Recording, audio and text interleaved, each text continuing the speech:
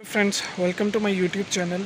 तो इस टाइम मैं बैठा हूँ दोहा के इंटरनेशनल एयरपोर्ट के ऊपर और यहाँ से हमारी जो जर्नी है टोरंटो के लिए वो स्टार्ट होगी। तो अगर आपने अभी तक पिछला वीडियो पार्ट 1 नहीं देखा है जिसमें मैंने अपनी दिल्ली से लेके कतर की जर्नी शेयर की थी, तो पहले जाके आप वो देखिए, उसके बाद में आप ये वीडियो में प्रोसीड कर सकते हैं। तो अभी टाइम हो रहा है तकरीबन 3 बज रहे हैं सुबह के। जो मेरी एयर कनाडा की डायरेक्ट फ़्लाइट है दोहा से, वो है तकरीबन 8 बजे। तो अभी काफ़ी ज़्यादा टाइम है, तो मैं काफ़ी ज़्यादा मार्जिन लेके चला था होटल से। तो अभी मैं बैठा हूँ चेक इन काउंटर्स के पास में, जहाँ से मुझे अपना जो बोर्डिंग पास है वो मिलेगा। लेकिन काउंटर्स खुलेंगे तकरीबन 5 बजे, यानी कि 2 घंटे बाद। तो फ़िलहाल मैं यहीं पे वेट करता हूँ और जैसे ही चेकिंग काउंटर्स खुलेंगे तो बोर्डिंग पास लेके आगे का एक्सपीरियंस आपके साथ शेयर करूँगा। तो दोस्तों, यहाँ पे स्क्रीन्स वगैरह लगी हुई हैं, यहाँ से आपको पता लग जाएगा कि आपको कहाँ पे जाके बैठना है। मेरी जो चेक इन काउंटर है वो 9 नंबर पे है, ये सामने ही आप देख सकते हैं। और ये सारे का सारा एयरपोर्ट का मंज़र है, देखिए बहुत ही ज़्यादा खूबसूरत है, अंदर से भी और बाहर से भी है। तो दोस्तों, फाइनली मुझे मेरा बोर्डिंग पास मिल गया है। ये देखिए एयर कनाडा का, जो कि दोहा से टोरंटो और टोरंटो से विनीपेग की फ़्लाइट का है। 2 बोर्डिंग पास मिले हैं। तो अगर एक्सपीरियंस की बात करूं तो जब मैं पहुंचा चेक इन काउंटर पे, तो उन्होंने जो मेरे डॉक्यूमेंट्स चेक किए वो था मेरा visa approval letter, enrolment letter, LOA and vaccination certificate and RT-PCR। तो ये 4-5 नॉर्मल डॉक्यूमेंट्स थे जो उन्होंने चेक किए। अगर उसके बाद में फिर मैं बात करूं इमिग्रेशन की, they asked not a single question, कुछ नहीं, जस्ट गया, पहुंचा, वो आई स्कैन हुआ, देन स्टैम्प, कुछ भी नहीं, क्या नाम, ये वो, not even a single question. तो ये था कतर का इमिग्रेशन। यू कैन इमेजिन कितना ज़्यादा इजी रहा। तो फ़िलहाल बोर्डिंग पास मिल गया है, अभी सिक्योरिटी चेक इन भी हो गया है, सब कुछ क्लियर है। तो अभी चलते हैं अपने गेट की तरफ, वहाँ पे जाके वेट करेंगे। तो दोस्तों, ये है एयरपोर्ट का एरिया, काफ़ी रश है, मतलब कि यहाँ पे,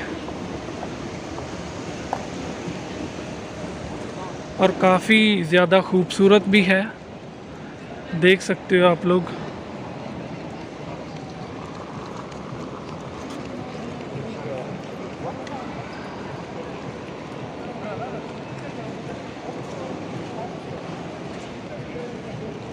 तो ये मेरे पीछे है कतर का ड्यूटी फ्री एरिया, जहाँ पे आपको कोई भी आइटम मिल जाती है बहुत ही आसानी से, जिसके ऊपर ज़्यादातर टैक्स मतलब के नहीं लगाए जाते हैं, इसलिए इसको शायद ड्यूटी फ्री एरिया बोलते हैं। तो अभी अंदर चलते हैं, मुझे एक नेक बैंड लेना है ताकि लंबी फ़्लाइट है 14 घंटे की, सो भी नहीं पाएंगे उसके बिना। तो चलते हैं, फाइंड आउट करते हैं, अगर मिल गया देन।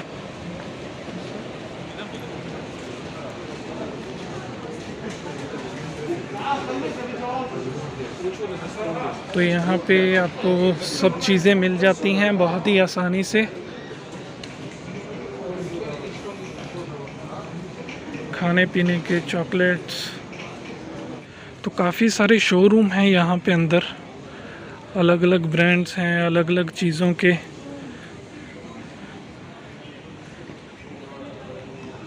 और यहाँ से जा रहे हैं हम अपने गेट की तरफ।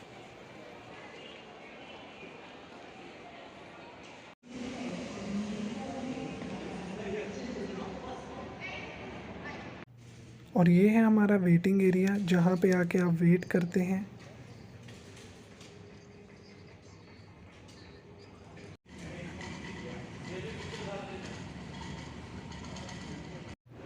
तो फाइनली बोर्डिंग स्टार्ट हो गई है दोस्तों, हम जा रहे हैं अपने प्लेन की तरफ। ये देखिए,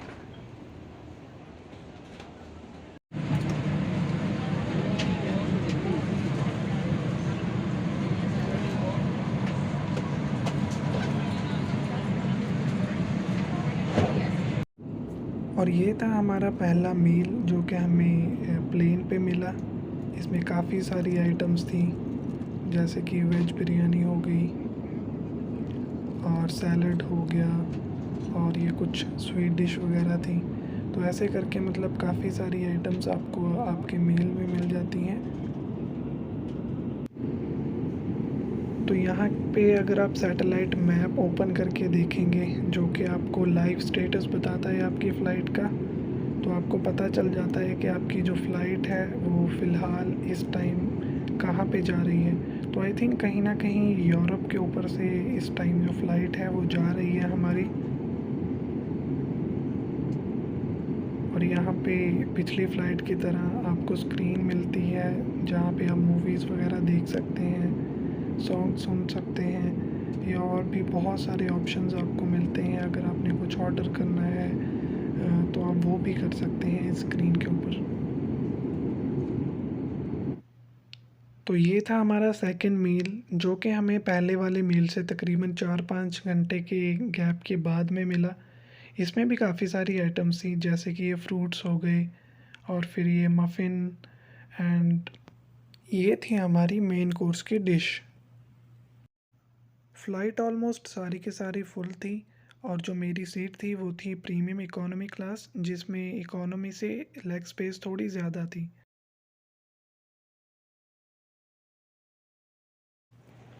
टोरंटो एयरपोर्ट उतरते ही मैंने इमिग्रेशन पास किया, जिसका एक्सपीरियंस मैं वीडियो के लास्ट में शेयर करूंगा आपसे। एंड उसके बाद में फिर मैंने अपना लगेज कलेक्ट किया, देन फिर मैं वेटिंग एरिया में चला गया जहां से मेरी कनेक्टिंग फ़्लाइट थी विनिपेग के लिए। और ये थी मेरी फ़्लाइट विनिपेग की, टोरंटो से, जो थी तकरीबन 5 घंटे के लेओवर के बाद में।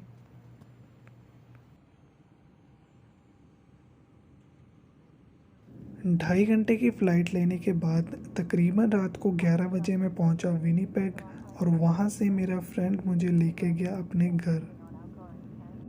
तो दोस्तों फाइनली मैं पहुंच गया हूँ विनिपेग अपने रूम के ऊपर। तो यहाँ से अब मैं आपके साथ शेयर करूँगा अपना कनाडा इमिग्रेशन का एक्सपीरियंस। तो जैसे ही मैं टोरंटो एयरपोर्ट पे पहुंचा और मेन बिल्डिंग में एंटर किया, तो वहाँ पे कुछ मशीन्स कायोस्क लगी हुई थी, जैसे कि एटीएम मशीन्स होती हैं। तो उसमें हमें अपनी पर्सनल इन्फॉर्मेशन सबमिट करनी होती है। तो वहाँ पे कुछ क्वेश्चंस वो मशीन आपसे पूछती है, जैसे कि आप कितना टाइम के लिए कनाडा में रहना चाहते हैं, कौन सी फ़्लाइट से आए हैं, कौन से वीज़ा पे आप आए हैं यहाँ पे, क्या आप कुछ इलीगल कैरी तो नहीं कर रहे, आपका हेल्थ के रिगार्डिंग कुछ क्वेश्चंस होते हैं, आपको कफ या फीवर नहीं है। तो इस टाइप के कुछ क्वेश्चंस होते हैं, आपको उसका जवाब देना होता है। और आपका जो पासपोर्ट है वो उस मशीन में स्कैन होता है। ये दोनों चीज़ें करने के बाद एक आपको स्लिप जो होती है वो मशीन जनरेट करके देती है, वो आपको बहुत ही ध्यान से कैरी करनी है। जब आपके पास ये स्लिप आ जाए उसके बाद में आपको आपके सामने काफ़ी सारे जो काउंटर्स हैं वो लगे होंगे, जो कि जैसे कि इमिग्रेशन के काउंटर्स होते हैं, बट ये वाले इमिग्रेशन के काउंटर्स नहीं हैं। यहाँ पे आपका जो हेल्थ है, हेल्थ के रिगार्डिंग आपकी आपसे क्वेश्चनिंग होगी। तो जैसे ही आप इन काउंटर्स पे पहुँचते हैं, आप अपना कोविड का जो रिपोर्ट है आरटीपीसीआर की वो दिखाते हैं, एंड आपके जो वैक्सीनेशन सर्टिफिकेट्स हैं आप वो दिखाते हैं। तो बेसिकली जो ये काउंटर्स पे ऑफिसर्स हैं वो ये चेक करते हैं कि whether you have to quarantine और नॉट। तो जैसे कि आपको पता है कि अगर आप फुली वैक्सीनेटेड हैं, बोथ डोजेज़ लगी हुई हैं, और उसके बाद में आपको 14 डेज़ हो गए हैं, बोथ डोजेज़ जो आपकी हैं वो एस्ट्राजेनेका, मोस्टली कोविशील्ड लगवा के आते हैं हम लोग इंडिया से, तो वही फ़िलहाल के लिए अप्रूव्ड है यहाँ पे। तो ये सब चीज़ें चेक करने के बाद वो आपके पासपोर्ट के ऊपर कोई मतलब कि इस तरह का स्टिकर लगाते हैं।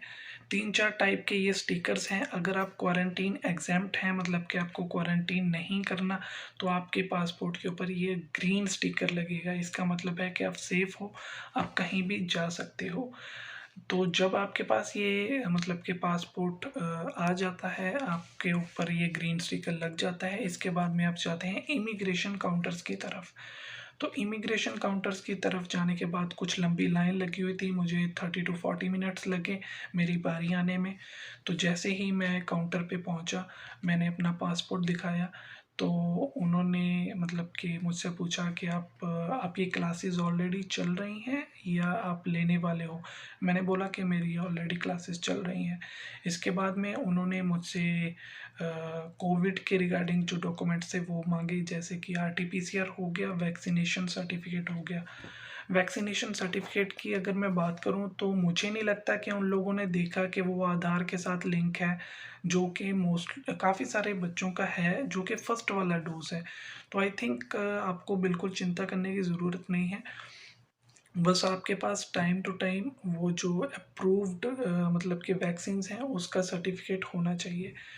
तो ये चीज़ें दिखाने के बाद उन लोगों ने मुझसे मेरे डॉक्यूमेंट्स माँगे, जैसे कि अराइव कैन की स्लिप हो गई एंड मेरे जो भी कॉलेज के डॉक्यूमेंट्स थे, एलओए हो गया, लेटर ऑफ एक्सेप्टेंस और इनरोलमेंट लेटर हो गया, ऑफर लेटर हो गया, जो मैंने फ़ीस पे की थी कॉलेज को उसकी स्लिप्स वगैरह हो गई एंड स्कॉशिया बैंक में जो हम जीआईसी वगैरह पे करते हैं वो उसकी स्लिप्स हो गई, वीज़ा अप्रूवल लेटर हो गया जिसे हम पीपीआर भी बोलते हैं।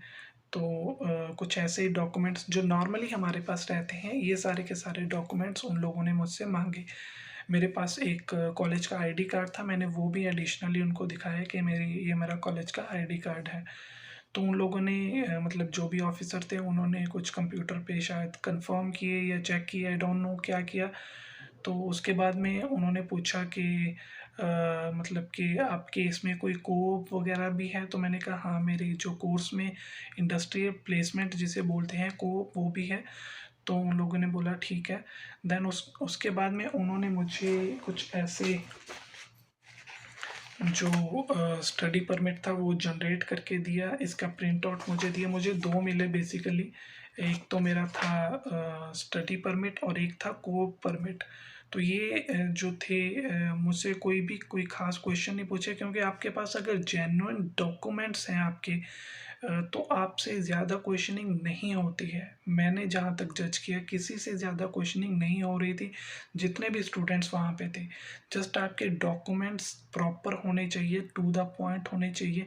और हाँ, मैं एक चीज़ बता दूँ, travel support letter mostly colleges और यूनिवर्सिटीज़ इशू नहीं करती हैं। वो मुझसे नहीं पूछा, वो किसी से नहीं पूछा, उसकी टेंशन लेने की आपको ज़रूरत बिल्कुल भी नहीं है। लेकिन आपके पास जो बाकी नेसेसरी डॉक्यूमेंट्स हैं वो सारे के सारे कंप्लीट होने चाहिए। तो ये डॉक्यूमेंट्स लेने के बाद में मैं मतलब कि वहाँ से बाहर आया इमिग्रेशन काउंटर से। तो वहाँ से उसके बाद में जब मैं रास्ते में जा रहा था तो उन्होंने मतलब कि ये एक कोविड किट दी, जो कि जैसे आप मतलब कि अपना कोविड जो टेस्ट है वो कर सकते हैं, चेक कर सकते हैं अपनी फिज़िकल कंडीशन को। इसके बाद में जैसे कि आप सिक्योरिटी चेक की वीडियो देखी होगी, वो कन्वेयर बेल्ट से आप अपना लगेज लेते हैं, देन आप बिल्कुल फ्री हैं, कहीं भी जा सकते हैं। तो ये सारे का सारा था मेरा इमिग्रेशन का एक्सपीरियंस, जो कि बहुत ही स्मूथ था, बिल्कुल भी टेंशन लेने की आपको ज़रूरत नहीं पड़ी। तो कनाडा में मेरा टोरंटो में इमिग्रेशन हुआ, वहाँ से मेरी डायरेक्ट फ़्लाइट थी, कनेक्टिंग थी, जो कि विनिपेग के लिए। तो विनिपेग में आके कोई दिक्कत नहीं हुई, कोई क्वेश्चनिंग नहीं, क्योंकि मेरा ऑलरेडी इमिग्रेशन वहाँ पे हो चुका था।